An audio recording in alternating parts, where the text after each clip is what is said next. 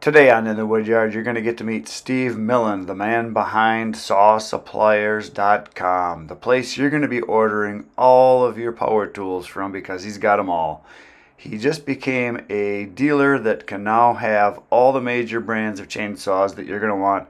He has Steel, he has Echo, he has Husqvarna. Today we're going to walk around, show you the place, and talk a little bit about their services, and show you everything that they have to offer. And he's going to explain the whole progression of how he got to where he was, and the offerings that he has for you guys, where you're going to be able to save some major money buying from him and get it fast. He's going to be the Amazon of chainsaw supplies.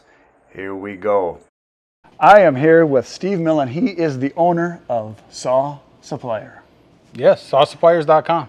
Yes, and he is the guy you guys are all going to want to know because he has every saw brand that you want to buy.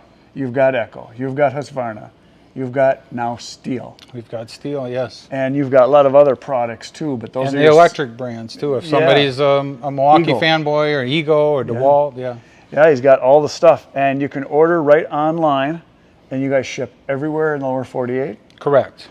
And you've got pretty much everything. Correct. That's the goal. Yeah. We want to not make you have to look anyplace else. Yeah. And if you buy from him, especially your first purchase, they're going to get a discount, and then there's some discounts for buying continuously. And the reason I'm here is because if you go through my link, which I'm going to have, you'll be able to get a discount, and then I get a little kickback, so everybody wins. And then you're going to see all these products coming up on my channel where I'm going to be able to use all this stuff. Here, we're going to do some demonstration things, talk about products, and eventually we can have all the things. You got questions, he's got the answers, and I can show you stuff. So first off, how did you get here? What was the beginning? You worked for someone else. I did. You were a graphic designer, correct? Correct. I went to school for graphic design, and then I did computer programming, database development. That's kind of He has a very large brain. We had a bunch of large stuff. Yeah, too many cheeseburgers and a few other. But yes, the roots, I guess, for me personally were I went to school for graphic arts. I still do our own, web design and marketing for our retail store, and I enjoy it. You have to start to choose what makes sense to spend your time on, and, right. and so we do use some third-party resources for some of that stuff, but. Definitely that was where I started, and then I found with web design and database development, when you had work, it was really good money, and you had kind of feast and famine. But if you went without work, if I rewind, I don't know, I'm going to say 25 years ago, maybe I'm maybe a little more even, there was a website. This was when the internet was pretty new. Like I started on dial-up, building websites. Yes. Front Page. I don't know if anybody's heard of that, but that was Microsoft's web design tool. So this is going way back. But I was building websites for people and doing some database development and with Oracle and Visual Basic for applications and Microsoft Access and things like that. And there was a website called Guru.com, and you could post a profile on there, kind of the old school version of the modern Fiverr, if you've ever heard of that.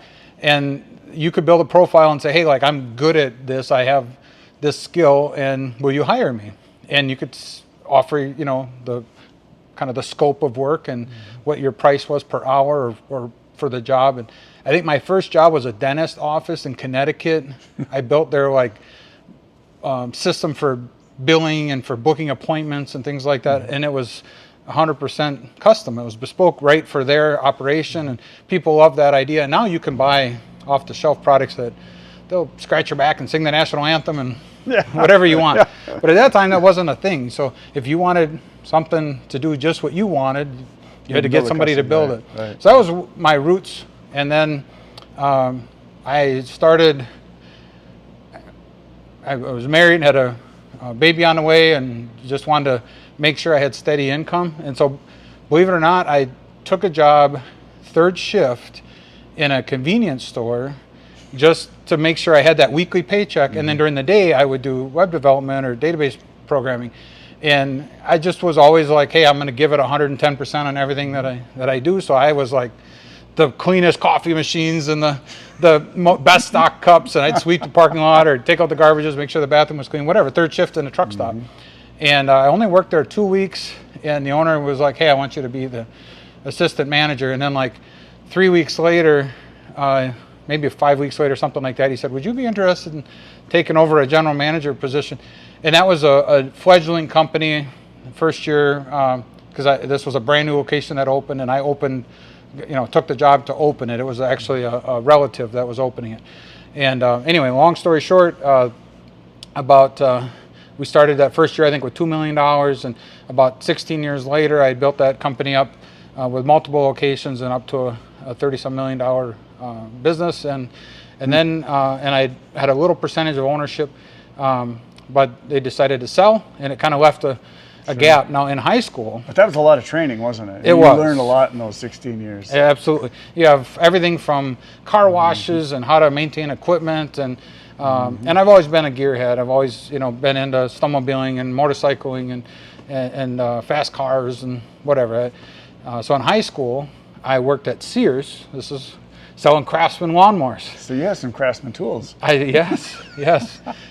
So that also was kind of in my DNA to sell equipment, and then I had a little sign at the end of the driveway in my dad's driveway that I'll do small engine repair, because somebody had asked me to fix a snowblower. I put a new piston and head assembly on a snowblower that had blown up, and it ran good, and I was excited. I think I made like $70, and I was like, this is way better than my paper route, so I was doing small engine repair, and it just stuck with me. We were poor, and so everything I had was kind of junk, and so you had to fix it. Yeah, that's how you learn. So then you were there, left, and then what after that? So I had the idea that, I'll back up a little bit. I owned an Aaron's lawnmower that I really liked, and I'm in Wisconsin, so I'm a huge fan of Wisconsin brands. And you've seen snow. Yes, and the Aaron's company is from Wisconsin, right? That family is still there. And for those of people who don't know, snowblowers, lawnmowers, power tools. Yes, yep. Close to where you are. They're they're down home. the road. Yep. So they've got 4 factories in the Fox Valley area of Wisconsin, and that was just something that was like, if I'm gonna start something, I'm gonna pick a brand that I know, and that I like, and that's local-ish, same state, and that's where we started. We just started selling Aaron's lawnmowers, and then they had a commercial brand called Gravely, and it sort of evolved off of that. Pretty soon we were a Cub Cadet dealer, and my background in the web stuff kind of was hard not to have that little voice saying, why aren't you selling online? Why aren't you doing online stuff? And it's really impractical to ship a zero turn to Texas, right? And so we dabbled in some other products that were kind of in the industry where we'd sell them online. And I'm kind of spilling all the juicy secrets here, but there's a pretty simple metric that anyone who spends the time to look and figure out how do I sell online, it has to do with price density of the box and the ratio of shipping to the retail price. So those are the 2 key numbers. What you want is a small, expensive box.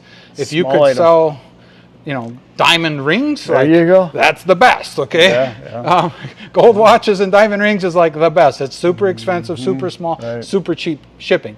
I don't have any diamond rings to sell, and nobody wants to buy them from me, so that was off the table. But immediately we had to look at handheld tools if we were going to do that. And then there's some just common sense things, like what are things that if you sold it to somebody, it's likely to give you residual income, like they're going to, yes, exactly. So chains, bars, oil.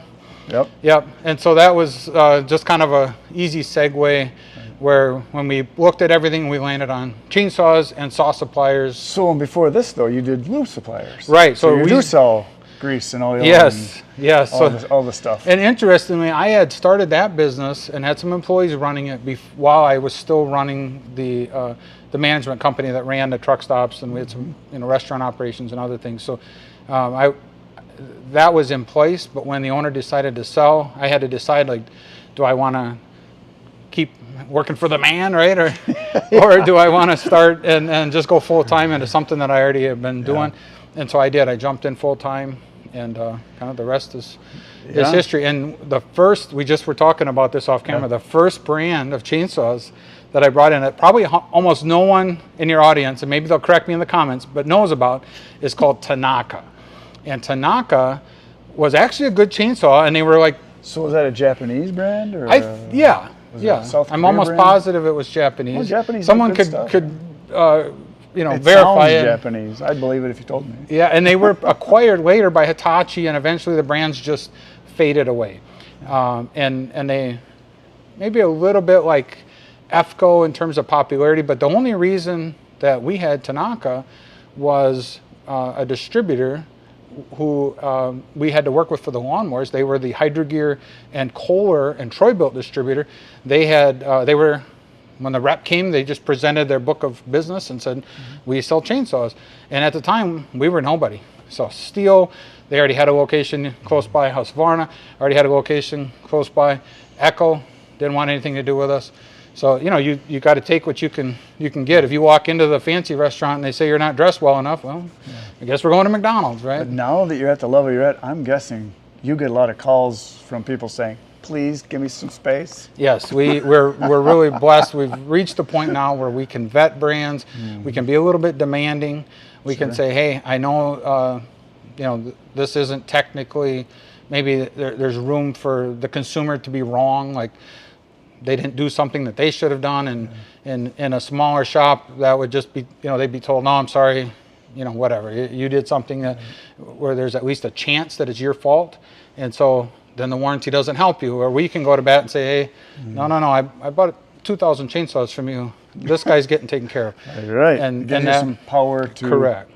To get what you need. Yeah. So obviously we're standing by the Husqvarna area here. So then after that, the next thing you came across was it Echo? We did Echo first. Oh, okay. Yeah, we did Echo first because Husqvarna had a dealer that wasn't that far away.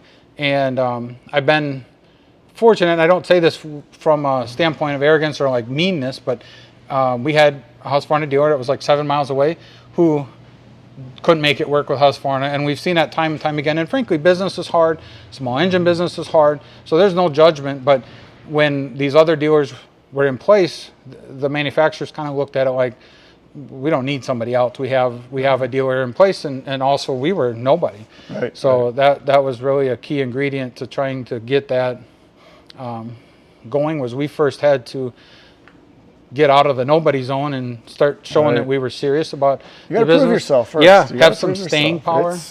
They want to make sure that you're going to, number one, be able to do it, and then prove that you can keep doing it. And the most important thing, pay the bills. Yes. Yeah, we had.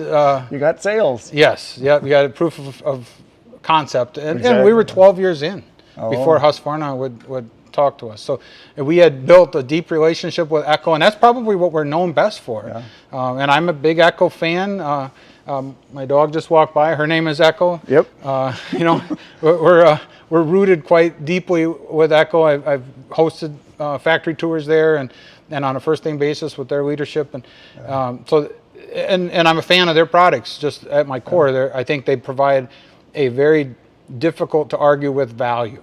Wouldn't you say, though, that most of the companies that are successful have good products? Yeah. And the ones that are really good have many multiples of good products. Exactly. And there's a lot of fanboys that are only Husqvarna. Well, I'm not. I like all brands. And there's a lot of guys that will only drive Chevys, the guys that will only drive Fords. There are people that focus on that, but they're missing out because there's a lot of good stuff out there.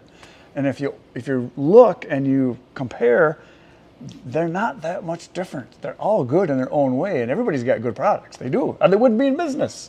Yeah, and if they think that their products are infallible, that also, there was a very famous brand of concrete equipment that we used to be a dealer for. We probably are still on their dealer locator, but you won't see any of it here. And that's because a contractor came in and bought about $30,000 of plate compactors, power trowels, and one of their plate compactors had a bearing failure, and this had a 1-year warranty. And the manufacturer said, well, the only way that bearing would have went bad is they must have used it on hard surface like blacktop or concrete.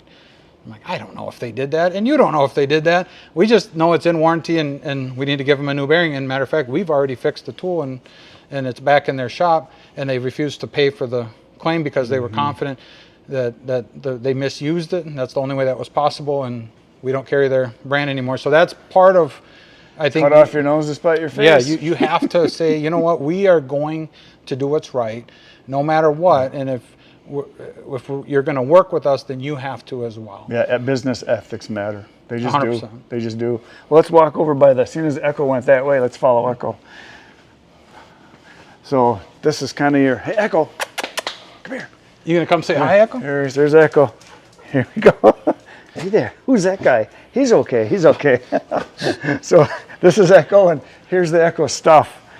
So yeah, you got a display here. I see you've got trimmers, you got chainsaws, you've got got the pull all saws, kinds of good stuff. Yeah. There's blowers. So yeah, and you got a whole rack over here of stuff. There's I see how you got the backpack blowers, and then down where Echo's going over that way. Let's go down over that way. At the end of this aisle, you guys are going to notice there's some pallets loaded with equipment. Tell everybody, Steve, what is that? So this is new for us. We just became a steel dealer. So yeah, he's got this just came in, and you spent about 39 cents. Yes, might be close to 40 even. Yeah, it's a lot of stuff. I mean, this is just awesome. Yeah, we walked in here before I saw this, like, wow, that's a few dollars worth of steel products. That is pretty darn awesome. So now you're going to be able to put these on your site. You're going to have all the stuff. So whether you're an Echo guy, a Husqvarna guy, or a Steel guy, or a Milwaukee guy, or an Eagle guy, you got all the stuff. Exactly. And the other thing is you guys carry all of the stuff you need to keep this stuff working. Correct. Yeah. And chains, the bars, the parts, you got everything. And we're working on trying to make a really great and improving user interface. We want it to be easy for someone to figure out, because if you know, for you and I, we deal in the chainsaw world all the time. For you and I, it's relatively simple what, you know, a tail mount means, or you know, real specific information. But a lot of people that bought a chainsaw, they had a project, it's very confusing. I'll pick on Oregon. I'm a big fan of Oregon because I think they provide good value and quality in bars and chains. But in the world of Oregon, the number 72 means 50. 72 is a 50 gauge chain, and it means 50 yeah, 3/8. That's why you see the 7250. Yep. Yes, it means 50 gauge 3/8 pitch, and 73 means 58. Right. 3/8. Now, why couldn't we use the number 50 for 50? Wouldn't that be an idea? You know, so it's super confusing for folks, and they'll call, and you know, they had 72 drive links, and so we'll say, well, is it a 72? Yeah, it's a 72, and then you ship them a 72, and here it was a 58 gauge, which is a 73 with 72 drive links. So there's a lot of technical skills that are required to just know that industry well, in the inner workings of the nomenclature, and that's something we're working on with the user interface to try to make that easy, that when we're done, you'll be able to look at an Oregon chain and know what the Steel or Husqvarna equivalent is, and be able to click between them very friendly. Right. So that's a key mission for us. Now, speaking of chain, he told me this morning we stopped in. You got a little box of chain. Tell everybody how much chain you bought. Well, so you'll see on our website, we commit to being the lowest price on chain, and one of the things that is necessary to have the lowest price is you have to buy right. And Steel, we sat down with, and we said, we need the lowest price on chain. And they said, well, it's simple. You have to start with a mile of chain. Or you have to hit a mile in a year. And so a big enough company, if they buy enough chain, and by the end of the year, they'll have built their price down, I guess you could say. Their cost would be lower because they finally hit that threshold. So we couldn't wait a year. We needed to have the lowest price on day one. So we started with a mile of chain. So 5,000 feet of chain right out of the gate. Well, you're 280 feet short, but I'm sure you can make it up in other areas. Right, there you go. Yeah, that is really something. So you're going to have the complete Steel line. Are you picking more at the beginning with the saw stuff and things that are handheld devices? So we have the complete Steel line in our retail store. Online, coming back to what we talked about with the metric of like price versus the shipping density or the size, something like I don't know, let's say a $499 push mower is probably going to have $70 of profit and cost $100 to ship. So the math just doesn't work to sell, say, a steel push mower. Now, I could be wrong. Maybe we'll find that that math does work and we'll have them on there. But our focus is on things that we can bring value and be able to actually save someone money. And I'm kind of spilling the beans here some more, but one of the things that is fundamental to the reason that we want to work with folks like you is the manufacturers have what's called MAP pricing.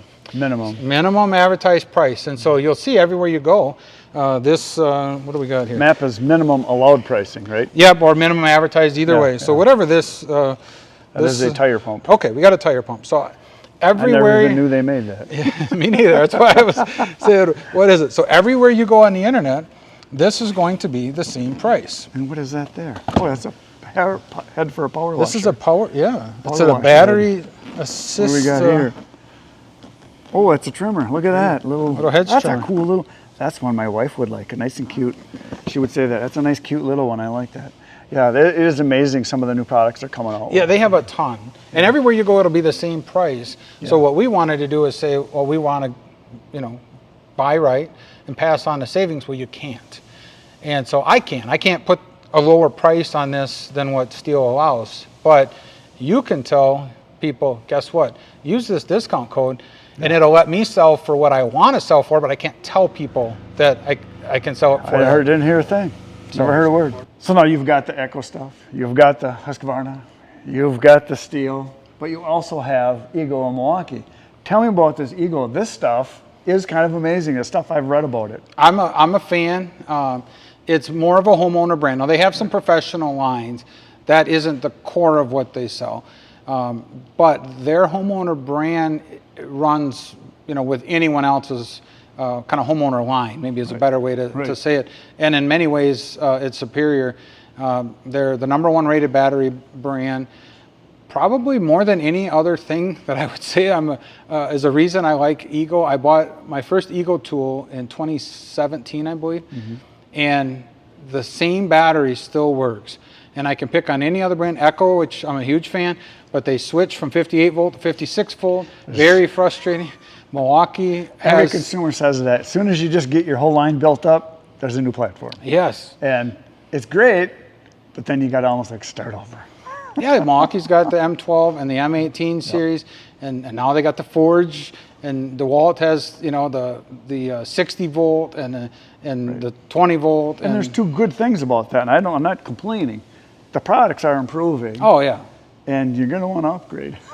Well, and if you want, I don't know, let's say a push mower. This is probably a 60 volt. I'd have to look, but a push mower, yeah, some horsepower is a lot more needed on this than it would be on, say, just a cordless, drill or something. Amps. There's two of them, so 40, right? There's 240 volts.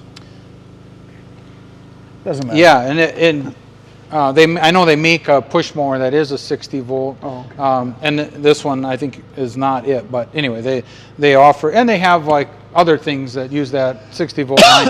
But now you have some interchangeability issues. I think if I'm not mistaken, the 20 volt batteries work on the 60 volt tools, but the 60 won't work on the 20, maybe the other way around.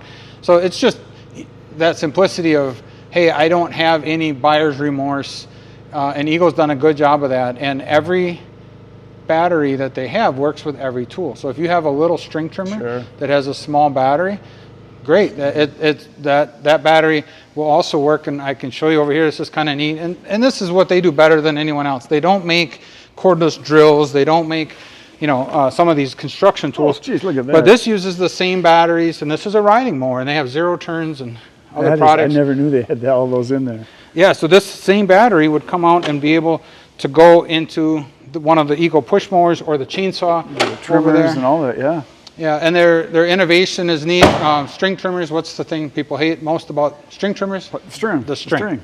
Yeah, and it runs out. You can't fix that. It's all going to run out no matter the brand. Theirs has a really neat auto load feature. You told me about that. Yeah, you put the string in, press a little button, it sucks it in. And if you buy their fancy model, it has a sensor that can tell when it's wearing down, and it automatically lets more out. So your bumping is gone. And the list goes on and on. Their innovation is superior to everybody else, but they stay in their lane. They don't do construction and mechanic tools.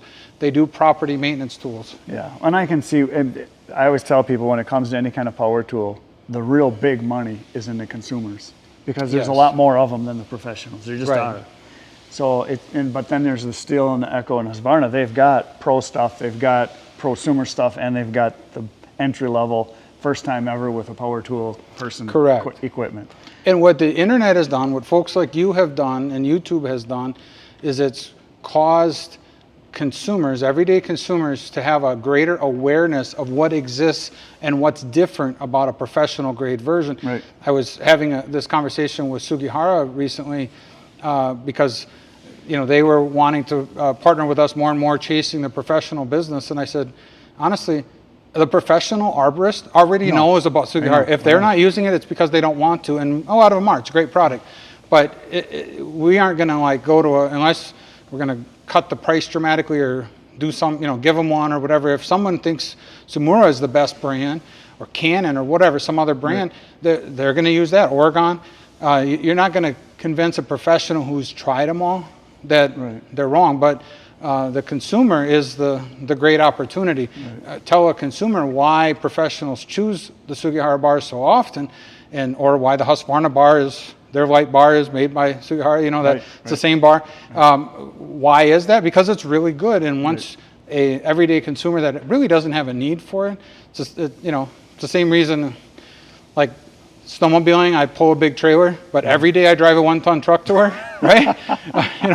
I'm that guy. It's the same reason. Like, well, I live 2 miles from here and I drive a 1-ton diesel, to commute 2 miles a day. We're spoiled creatures, but we also, we can now articulate the benefits of what's different about this. And you'll sit down at the table with your wife and explain to her why you spent that money on that bar and that was so expensive. You can prove it now, like you said, with YouTube. You can show who's ever in on the buying decision. Here's how I made my decision. I watched this, and this. This person had all these, this person had all these, this person tried all of them. Here's what the consensus was.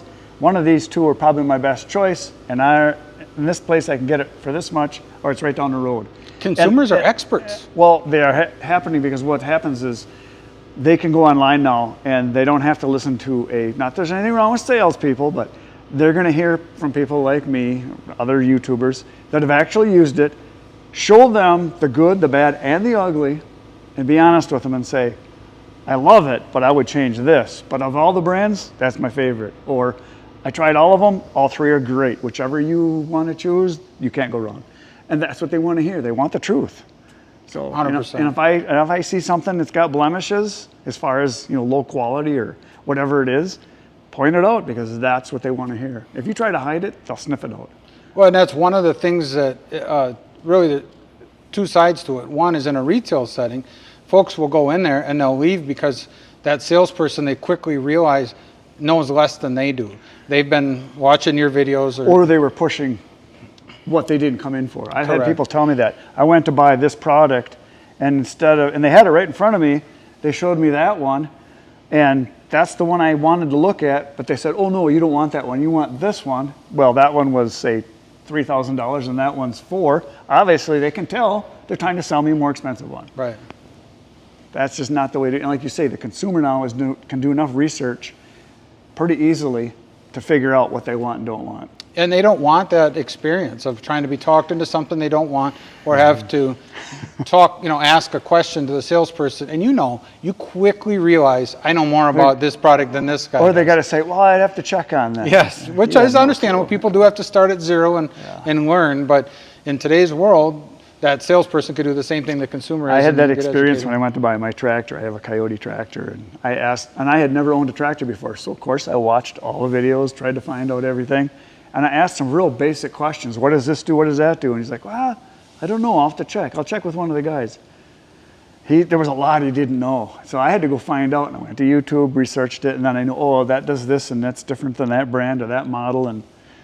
And sometimes on something that's practical to buy online, people will just switch. Like, I have no reason to now buy from the local dealer when they didn't invest the time to actually know what they sell. Right. So I'll just go online and buy it. And what we've tried to do is say, if you find out these things, let's say for instance, I'll pick on the Sugihara bar again, that you want that bar, we're saying, hey, we'll just package that in a brand new saw the way that you want it, and price accordingly. You don't have to take the OEM bar if you don't want it. And so those kind of things are very, I think, appreciated, and has led to the momentum that we've built, is trying to not force people to buy stuff they don't want. Right, right. So for those of you that maybe we didn't mention this, you're in Stanley, Wisconsin, the big city. Greater Stanley metro area, Chris. Yes, the Greater Stanley metro area. So if you're familiar with Wisconsin, it's kind of on the western side. You're, what, a half hour from Eau Claire? What we always say is we're roughly halfway between the Twin Cities and Green Bay. Yeah, that's about right. And so you're not in a big city here, but you can ship anywhere in the lower 48. Correct. And what kind of turnaround time? For the time they place the order, is it out that day, the next day, 2 days? So I can answer that two ways. One, with our goal, and then two is the reality. So our team knows our goal is 15 minutes. We want, and we get there a lot, but we don't get there always. And occasionally we have slip-ups. We have auto replenishment, so the computer guides our ordering, and it tells us what we need to replace to get back up to fill levels. Sometimes things sell at a rate that was not projected correctly. Sometimes the computer is wrong. The wrong part number was shipped, and so we thought we had it in stock, but when we open the package, that isn't what was in there. So every now and then we get caught where we're sending someone an email saying, hey, we thought we had this, we don't. So we'll always communicate. We give them options. We'll maybe give them a free upgrade. We'll throw them in something extra in the box for waiting. Right. But the vast majority go out the same day or the next day. Right. And we're UPS ground. We almost never use the mail. I'm a big pro-American guy, but we got some stuff right in America, but we don't have the post office quite right. So we try not to use the mail, but sometimes that's just the most practical option. Yeah. Well, that's cool that you can get stuff out that fast. That's great.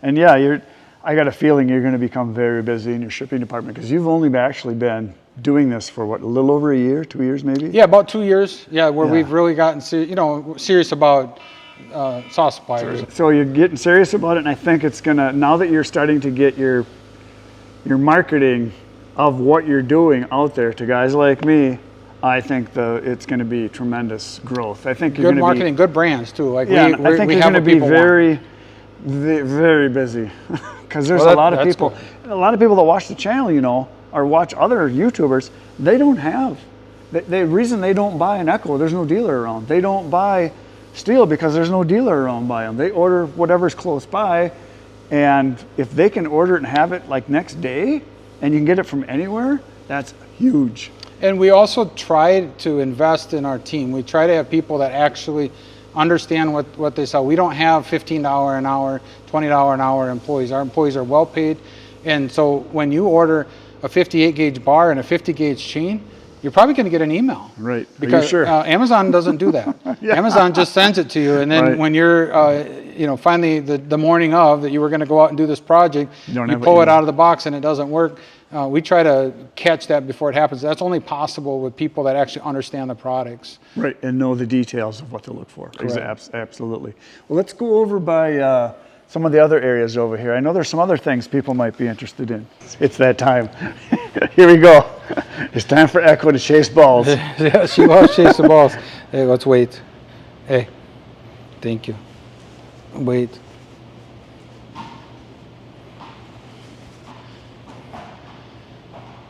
All right, go get him. I wish my kids were trained that good. And she does two at a time pretty good. She loves two, yes. If you throw one, half the time she won't go until you... To get through the other one? Especially at home off the deck, yeah, she won't chase that other one. Until she'll sit and wait. Come on, bring them back. Come here, Echo. She doesn't have both of them yet, I don't think. She doesn't like you with the stick. she's like, come over here. Come on. Hey, no, over here. Oh, she's got both of them. Come here. Come here. Why don't you hop up there? Psst, up there. Right here. Get up here. Good job. Good job. All right. Oh, you're going to you had to take the path that was the least scary. Yeah. Can I have them? Can I throw them? Yeah, drop them. Hey, drop them. Drop them.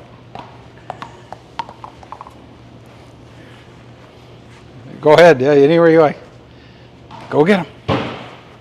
Go get him. Go. She doesn't want to. She doesn't want to get close to that. So another thing a lot of you probably might not know is you're a complete line of Carhartt stuff. Yeah. So what's interesting is I think right now there's maybe like, I don't know, I'm going to guess maybe 600 products or 1,000 products online. We have 50,000 products here.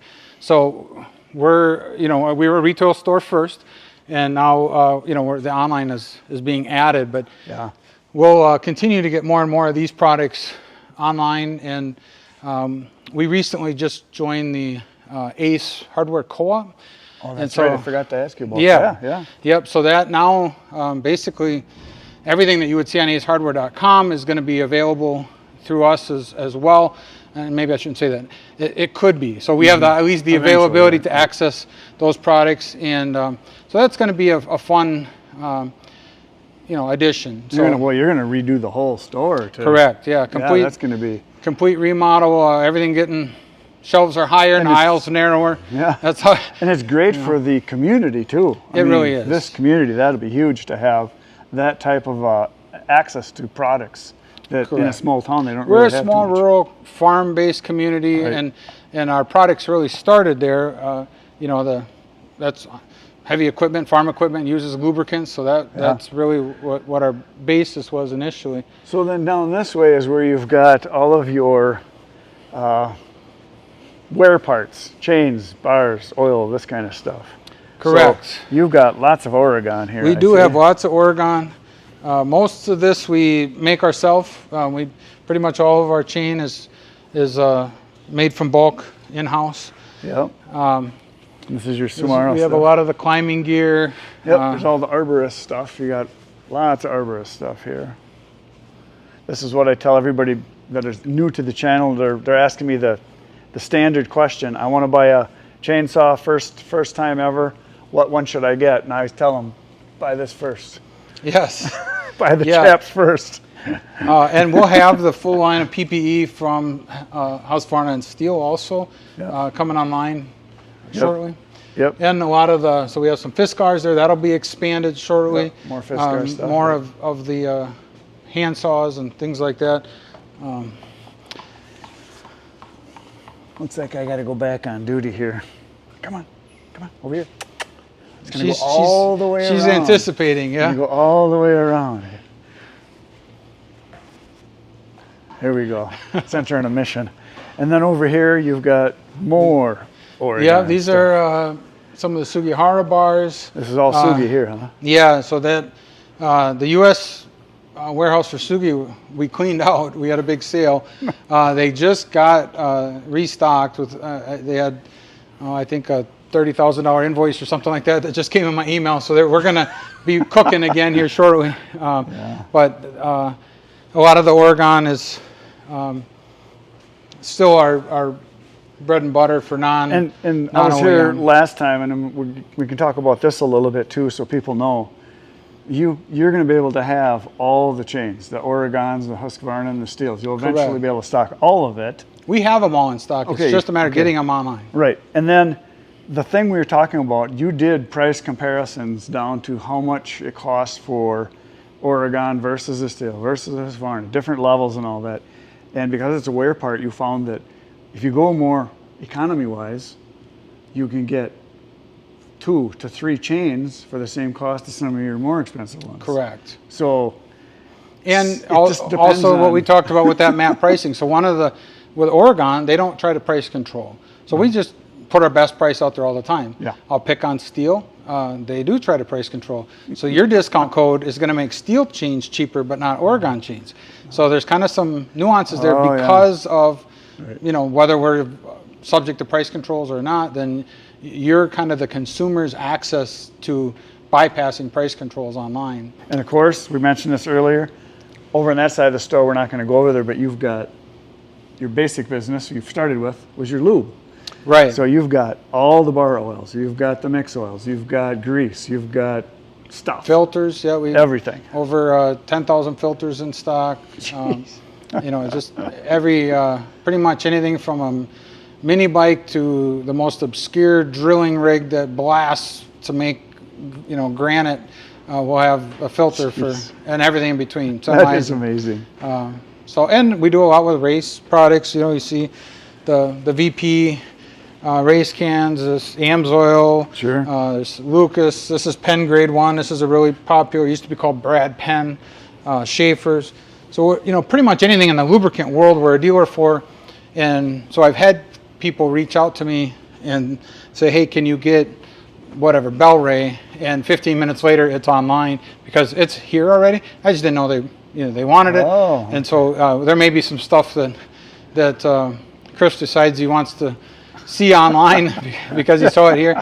And in a few minutes, we can do that just on a per request basis because we already have it. So in the future, what's going to happen, I'm going to work pretty much hand in hand with Steve here, and we're going to be doing a lot of product stuff. When new things come out, we'll be doing videos. We're going to be doing comparisons between similar size products. We said we could cut some wood here and everything. Sure. We might do all kinds of stuff here that I can do because I'm close enough to them that a lot of other people maybe won't be able to do. And then maybe we could even, like you mentioned, do some type of a studio situation where we can show how to do things. And we can even do videos with your mechanics. It's endless for what's possible. So I'm excited about it, and I know it's going to be good for you, and it's going to be great for the audience because they're going to have access to stuff, especially for people that are in remote areas that they normally can't have access to. Basically, they can shop your store right now. Right. So, and that is SAWSUPPLIERS. SAWSUPPLIERS.com. Yes. You go. So you go. Hey, thanks a lot. That was awesome. Thanks a lot, absolutely. Steve. There you go. That's all we got for today, folks. I'll see you tomorrow morning, 5:30 a.m. with another video. Good night, everyone.